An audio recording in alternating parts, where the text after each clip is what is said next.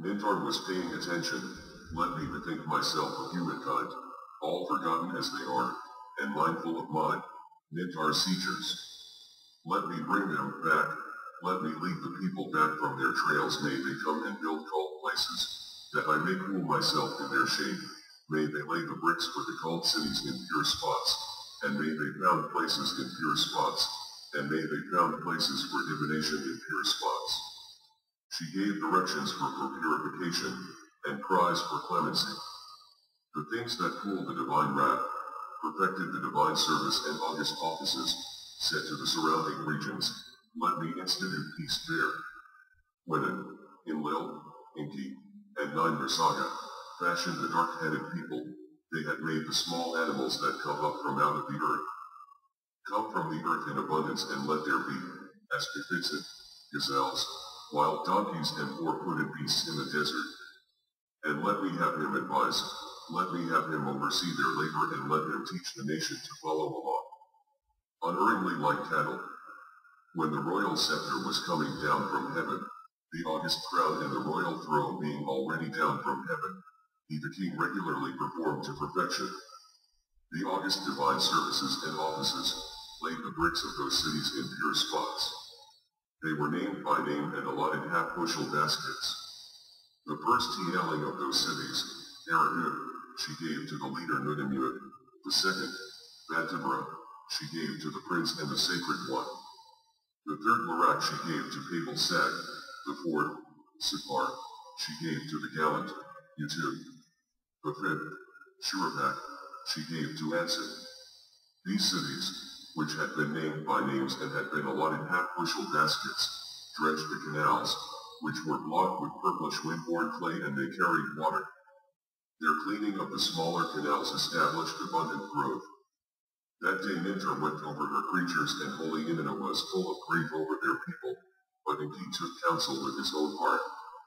Anu, Enlil, Enki, and Saga had the gods of heaven and earth swear by the names of an and Enlil.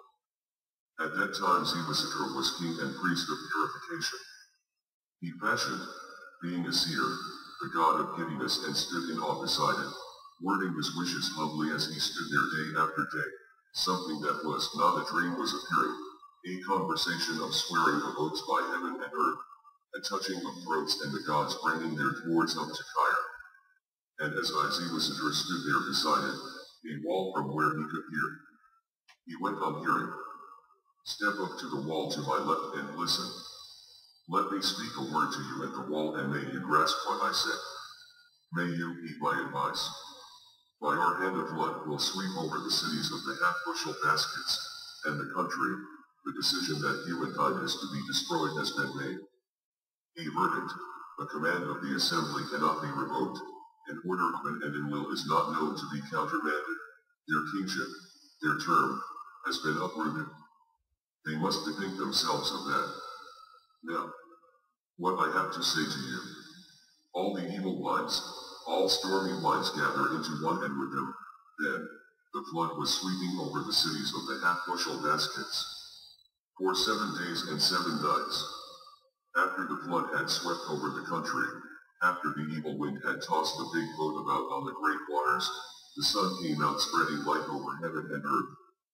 Ziwasitra then drilled an opening in the big boat, and the gallant Utu set his light into the interior of the boat. Ziwasitra, being the king, stepped up before Utu, kissing the ground before him. The king was butchering oxen, was being lavished with sheep, barley cakes, crescents, together with he was crumbling before him. Juniper, the pure plant of the mountains, built on the fire, and with a clasp to the beast you here have sworn by the life's breath of air, that he truly is allied with you yourself, you there, and Enlil, have sworn by the life's breath of heaven, the life breath of earth, that he is allied with all of you. He will disembark the small animals that come up from the earth. Ziwasitra, being king, stepped up before an Enlil, kissing the ground. And an Enlil, after honoring him, were granting him life like the gods. The gods' life descend into him.